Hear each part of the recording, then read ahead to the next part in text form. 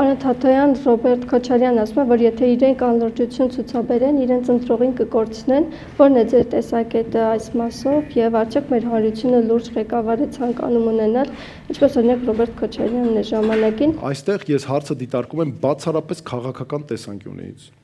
Եվ այստեղ մենք պետք է հաշվի առնենք անձնական հանգամանքներից վեր կանգնենք եւ գլխավոր նպատակից ելնենք։ Մեզ անհրաժեշտ է խնդրի լուծում։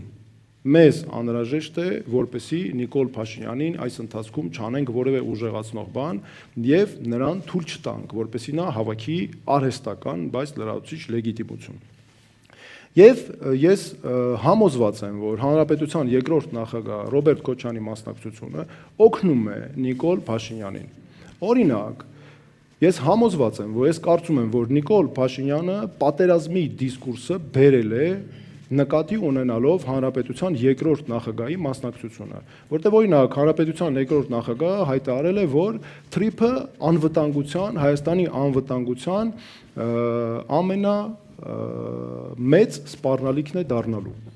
Ակնհայտ է, որ սա օգտագործում է որպես պատերազմի սպառնալիք եւ այս դիսկուրսը բերել է այդ պատճառով նաեւ։ Դրանից բացի, ես կարծում եմ, որ այն դեպքում, երբ երկրորդ նախագահ Ռոբերտ Քոչարյանը շատ լավ գիտի, որ մեր ժողովրդի մեծամասնությունը իր հետ ապագա չի կապում երկրի կառավարումը, ինչպես որ մեր ժողովրդի մեծամասնությունը երկրի ապագայի կառավարումը չի կապում Նիկոլ Փաշինյանի հետ,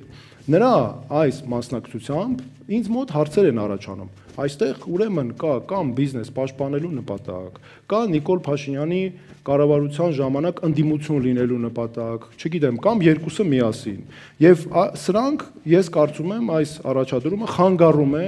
մեր կոլեկտիվ ջանքերին, որպեսզի Նիկոլ Փաշինյանը թույլ չտանք, որ Նիկոլ Փաշինյանը վերընտրվի 2026 թվականի ընտրություններում։ Դրա համար ես նաև ուզում եմ ասել, որ ինձ համար երկրորդ նախագահ Ռոբերտ Քոչարյանի մասնակցությունը, հայտարարությունը եւ մասնակցությունը նույնն է, ինչ որ նա օրինակ քաղաքացիական պայմանագիր կուսակցության անդամության հայտ լրացներ եւ մասնակցեր։ Սա նույն էֆեկտն է ունենալու Նիկոլ Փաշինյանի համար։ Ու դրա համար Նիկոլ Փաշինյանի հետ կապված կա, չէ՞, ձևակերպում նաև, որ ասում են գնա։ Ես այդ հայտարարությունը ուզում եմ վերաձևակերպել եւ ասել գնացեք, որ գնա, որովհետեւ ակնհայտ է, որ դա օգնում է միայն Նիկոլ Փաշինյանին եւ լրացուցիչ սնունդը ու լեգիտիմություն է ապահովում։ Մեկ կարևոր նաեւ բան էլ։ Ես քաղաքական առումով նաեւ ասացի, որ սա նույնն է, ինչ որ Նիկոլ Փաշինյանի թե Ռոբերտ Քոչարյանի մասնակցությունը, որ քաղաքական առումով երկու ճաղատներ